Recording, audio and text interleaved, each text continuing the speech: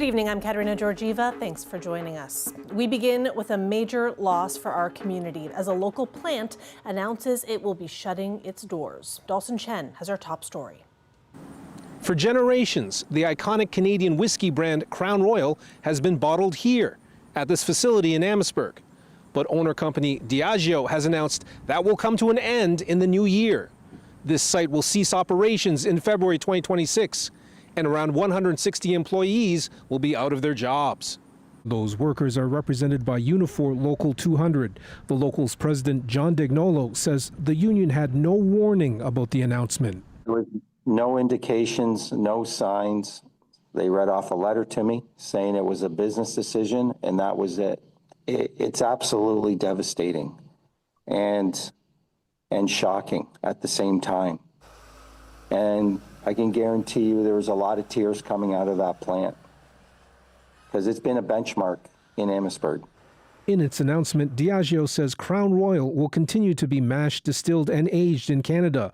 The company is also maintaining its distillation and bottling facilities in Gimli, Manitoba, and Valleyfield, Quebec. But the company says the closure of the Amherstburg site is part of a decision to shift its packaging operations closer to U.S. consumers. Diageo's statement doesn't mention tariffs or the trade war, but Dignolo says he suspects Diageo wants to relocate more work to its facilities in Illinois. They're great paying jobs, all governments, municipal governments. We need to sit down and collectively get together and say what it'll take to make sure that these plants don't leave.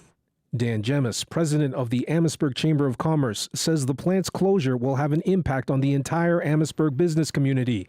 More people out of work means less spending to support the local economy. From those employees' standpoint, from their families, now they're going to be focused on saving money between now and February, and so there's no doubt that all the small businesses in town will feel the effect. It has a major effect on all businesses locally, and not just here in Amherstburg, but across Windsor-Essex County. The union says it intends to fight the closure decision, but there hasn't been an opportunity for discussion with the company. Diageo has owned Crown Royal since 2000. The brand was created by Seagram in 1939. Dawson Chen, CBC News, Amherstburg. Meanwhile, as unions continue to face major challenges because of the trade war, one leader has just secured another term with overwhelming support. CBC's Emma Loop has more. It's been a tumultuous time in labor politics, especially since the U.S. slapped tariffs on Canada's auto sector. But that didn't stop Lana Payne from winning a fresh term as Unifor's national president this week. There's a general feeling that she's been doing the best she can in terrible, very difficult circumstances. Payne won re-election in a landslide victory Wednesday, according to Unifor. It's Canada's biggest private sector union and represents thousands of auto workers in southwestern Ontario. Payne declined an interview request, but said in a statement after her win that the country needs the union right now. We have workers to defend, jobs to protect, and a country and economy to get on track, she said. Payne became the first woman to lead the union in 2022. Since then, she steered it through major bargaining, a shrinking auto industry, and the trade war. I think that Lana's re-election and the whole team's re-election reflected a general sense that the union is on more or less on the right track in terms of trying to build, particularly dealing with the threat to this strategic industry. A former newspaper columnist from Atlantic Canada, Payne broke the mold of her predecessors. Rosenfeld says that initially prompted some grumbling from the old guard, as he calls it, who worried about her not having an Ontario manufacturing background. But her re-election suggests she's since been able to win at least some of them over by being an outspoken voice on the trade war. I think it has a lot to do with the way that she's speaking out around the tariffs, and that she's she's not thrilled with the way that Carney's dropped the counter tariffs. Payne's term is for 3 years. With the trade war ongoing, she'll still likely have rough waters to navigate. Emma Loop, CBC News, Windsor. And now we have Kala Kennedy joining us for our first look at weather. Kala, a little bit of rain today, but it really wasn't too bad. Yeah, I mean, for most of southwestern Ontario, not much came of this. You're quite right. Totally different story, and especially in areas with some embedded thunderstorms. Now, we do have just a couple of small cells that still are going to be rotating through our region, but we'll take you in for a closer look, and you see the band that went through earlier, and then here, just a little bit of moisture kind of left behind, and that'll be sort of dying out. But still a chance you could get a stray shower coming through. Overnight tonight, some cooler temperatures behind that front, so 10 degrees will be our low, 19 the high tomorrow. We will get back to seasonal, though. I'll have the whole holiday weekend forecast coming up. Thanks very much, Colette. Back to local news now. Windsor firefighters battled a blaze on Chatham Street downtown this morning.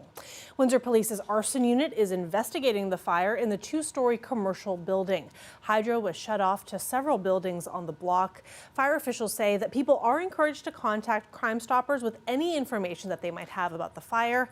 It caused more than $250,000 in damage. While firefighters have cleared the scene, NWIN is working on restoring power in the area.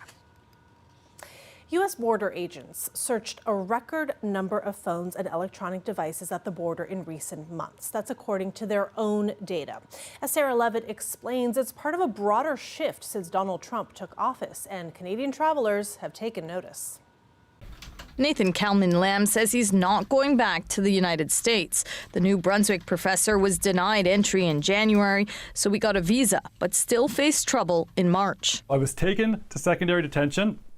They held me there for 3 hours. Kalman-Lamb says border agents never told him why. He was eventually let in, but says the experience was intense. They had my phone for 45 minutes. Now, he claimed it was just going to be a very cursory search. The U.S. Customs and Border Protection says overall searches of electronic devices like cell phones are up nearly 17% from the previous record set in 2022. Between April and June, almost 15,000 devices were searched. I just became really upset. Going to visit her fiancé in Maine, New Brunswicker Angela Degel not only had her bags and phone searched. They had detained me in handcuffs, had me handcuffed down to a bench, and I was just really trying to ask them what was happening. U.S. authorities say they search phones for a wide range of material, from child pornography to terrorism to evidence of smuggling.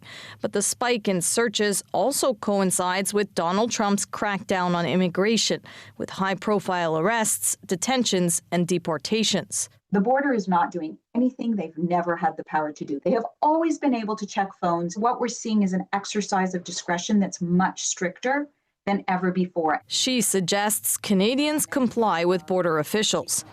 In June, the number of Canadians traveling to the U.S. was down almost 30% from last year.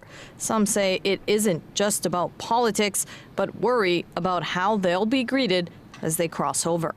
Sarah Levitt, CBC News, Montreal. A nursing home resident in South Woodsley is facing eviction because of an assault charge, but his family says he has no other home to safely go to. Obviously, we're very flustered at this point. We feel like basically the rug got pulled out from underneath us. Kristen Laramie says she and her husband are scrambling to find a new home for her father-in-law. A month ago, John Laramie, who uses a wheelchair, said he collided with another resident who landed on top of him. I was squished in my chair and I was in pain. I was just trying to get out from underneath them. According to the family, the other resident ended up with a split lip, and a month later, John faces an assault charge. And according to this letter that the family received from Country Village Homes Woodsley, he also now faces a discharge order. And the home timed that order with when he was supposed to be transported out of the building for fingerprinting at the local police station, which was supposed to happen in the last week. Stressed, absolutely beyond stressed. Both of us. Like, I've been nonstop on the phone. My husband's been nonstop on the phone. The family has had no luck trying to transfer him to another home. They wish Country Village would have given them more time to secure another spot for John, or given them until his September court date so that he has a chance to defend his case. They've now decided to keep John where he is until the Ministry of Long-Term Care responds to their complaint and investigates. Country Village Homes told CBC it would not be commenting on this story. Jane Meadis is a lawyer with the Advocacy Center for the Elderly. She says in cases like this involving an assault charge, discharging is optional on the home's part. They have to provide care to this person until appropriate arrangements can be made. Very often, people do remain in the home because the home continues to owe them a duty of care and a duty to discharge them safely. And you can't, for example, require a family to take care of them. And you can't require another home to take care of them. John's son, Jake Laramie, says his father needs 24-hour care. He's paralyzed on his left side and requires a mechanical lift in and out of bed. Jake says bringing his father home with him wouldn't be a good option because he could get hurt. When in their care in the past, John has fallen, hit his head, and broken ribs, even with regular support worker visits. So like even at the maximum amount of care that we were allowed to have, he was still in danger. Like it was going to be hurtful for him to stay in our care. The family says if forced out, putting John in hospital would be their only option, but they don't want to be a burden on the healthcare system. They said they're willing to be compliant to move him to another home. They just want the time to make that happen. In other local news, you wouldn't think that the next top bobsleigh star would come from Windsor, but that may be the case. A local 17-year-old is on path to train for the Bobsleigh World Cup. He and his father joined Chris Ensing in the Windsor Morning Studio to share their story. All right, Max, come on. Last push. Let's go. The first camp was essentially a tryout. They have an ice house in Calgary, which is just like a small track that they use to practice their pushing. We did a little bit of that just to measure our times and compare between like athletes who were properly on the team. You do have a sports background. It's not like this is the first time you've ever, started sprinting or running. Can you tell me a little bit about what you've experienced, what your high school life has been like when it comes to athletics? I have a pretty strong background in gymnastics, which I've done since I was maybe 5 years old. Only until last year where I started doing pole vaulting. So there's definitely a few unique sports. He's always been pretty gifted athlete. I mean, it was pretty evident when he started gymnastics that he had a talent. Was really on track, I think, to get into nationals for gymnastics, but he started growing and putting on weight. It wasn't terribly conducive for his gymnastics career. If he continues his training, going to these camps, potentially could be selected for the 2030 Winter Olympics. What's it like to hear your dad talk about that type of future for you? It's pretty incredible. Especially like bobsled is like something I never expected for my future. So this is like, it's just super exciting and I'm really grateful. I mean, you've talked to athletes who have done this before. What do you think this is going to be like for you when you get that moment to actually, get in a rig and go down? Well, I'm extremely excited to properly go down the hill. I think that'll be in October to November, really, where I'll practice actually driving the sled. And here's something you don't see every day, and it may well be a case of apples falling really far from the tree.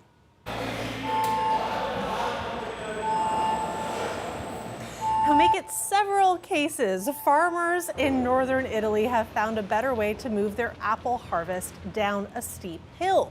Cable cars, each loaded with 300 kilos of the fruit, travel more than a kilometer along a 90-meter drop. The system has eliminated 5,000 trips each year previously made by trucks. And the crates of apples are taken to caves near the foot of the hills that act as natural cold storage. It's part of a broader push to reduce emissions and use renewable energy. And speaking of apples, you might not be ready to hear it, but back to school is just around the corner. And we all know kids will be getting back on the bus and heading into class on Tuesday, perhaps with an apple in tow. But what if you're a grown-up? If you're an adult heading back to school, changing careers, taking continuing education classes, or working to get your diploma, we want to hear from you. Send us an email at windsor@cbc.ca. A live look outside there. It looks a little gloomy out there, doesn't it? We did have a little bit of rain today, not much. Some more potential of that into tomorrow, but there is a gorgeous weekend waiting on the other side. And Colette Kennedy will, of course, tell us more about that later in the program. And we will have more news for you after the break. Stay with us.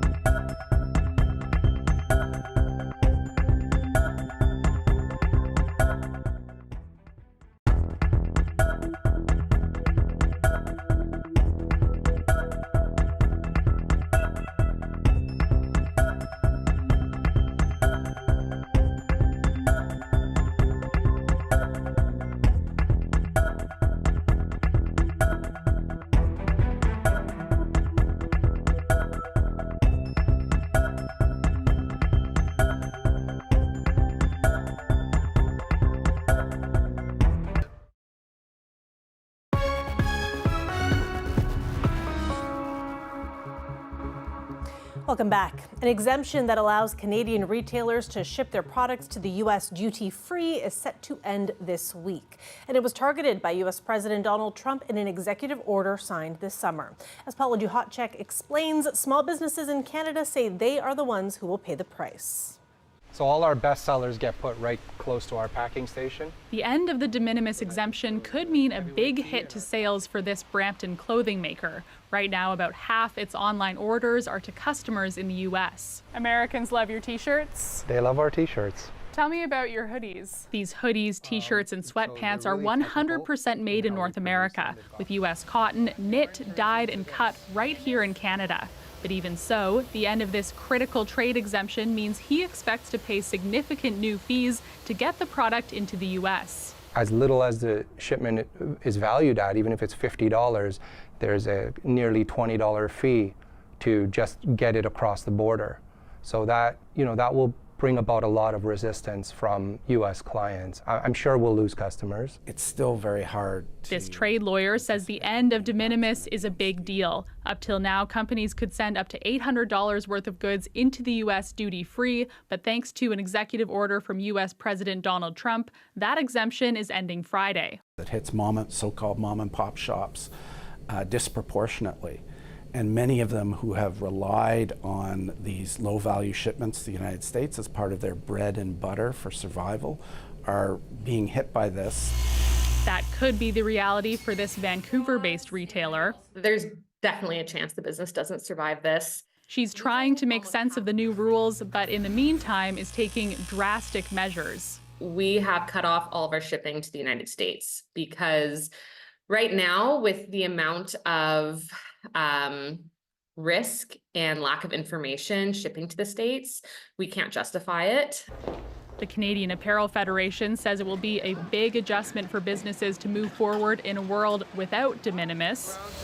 For now, this t-shirt maker is mulling its next move, which will likely involve a renewed focus on the Canadian consumer. Paula Duhotchek, CBC News, Brampton, Ontario. Most Canadians can remember how bad the wildfires were 2 years ago. Well, now a new report shows that in 2023, Canada recorded its worst air pollution in 25 years. And experts say breathing in that polluted air can seriously affect our health. Jennifer Yoon reports. 2023, the worst wildfire season in Canada's history, scorched millions of hectares and forced thousands out of their homes. Now, a new report says wildfire seasons like those are also reversing decades of progress on air pollution. Between 2018 and 2022, less than 5% of the Canadian population breathed in air polluted beyond national standards. In 2023, that number ballooned to more than half. Air pollution is like the zombie that we thought we had killed. Climate change, driven by the burning of fossil fuels, is driving air pollution in North America, says one of the study's authors, because it sparks more intense and frequent wildfire seasons. We had an air pollution problem and we had a climate problem, and it was easiest to think of them as separate and distinct problems. And I think what's being revealed is that they're much more closely intertwined. There are likely more smoky summers ahead, says this researcher. This is really high levels of pollution that are unsafe, but it is something that's becoming more common. The health impact of that smoke can shorten life expectancy by 2 years, say study authors. The damage that happens to the lung and the stress that it puts on our bodies in terms of the cardiovascular system is quite significant. Governments can and should clean up the air by fighting climate change, say researchers. But individuals must also take action. We can't wait for governments to deal with this problem and let people just suffer these diseases. Air filters can help. Experts also recommend you check the air quality before going outside and do it frequently during wildfire season because air pollution levels can change from morning to afternoon. Jennifer Yoon, CBC News, Toronto. Stay with us. We will be right back with Paula Kennedy.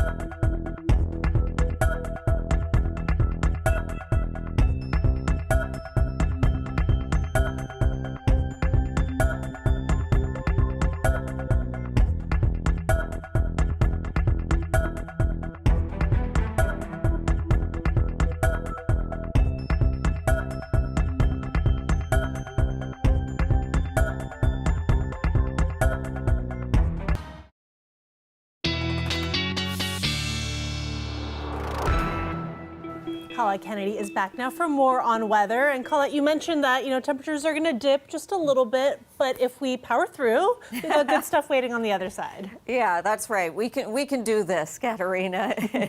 We got a couple of nights, really. I mean, tomorrow as well during the day, but a couple of nights with some cooler temperatures. And for, some folks, I'm sure that's appreciated, making it a little more comfortable for the sleeping conditions. But boy, oh boy, you can see that cooler air that's in place, even if you don't just look at the numbers, but looking at the contours of the temperatures and all this green here through Quebec and portions of Ontario. And then you get into the oranges and reds, and there are the figures to go along with it. 30 degrees in Saskatoon and Regina at the moment, and pretty darn close there, Winnipeg, with some upper 20s. So there's that heat to the west, and just driving down into the U.S. too, to give you that perspective, to the west as well of southwestern Ontario. So there is some of this that's going to be tracking in our direction. We're not going to feel it tonight or tomorrow, but we'll begin to gently get that warming trend going as perfect timing, I guess, as we move into the holiday weekend. So current reading, Sarnia at just 16, 17 for Goderich, Kitchener as well. Hey, holding on to a 20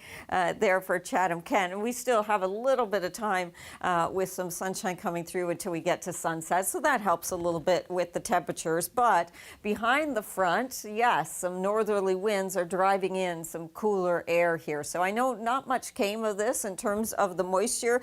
Most of the rain and the heavier stuff would have been on the north shore of Lake Erie towards the Niagara region and is carrying on into eastern Ontario. You see all the lightning strikes. So yeah, a few areas, just pockets with locally some heavier downpours, and still that little cell that's pushing right through, or at least just to the west here of Windsor as that's coming through. So still a few isolated showers over the next hour or so, and then that just continues to peter out.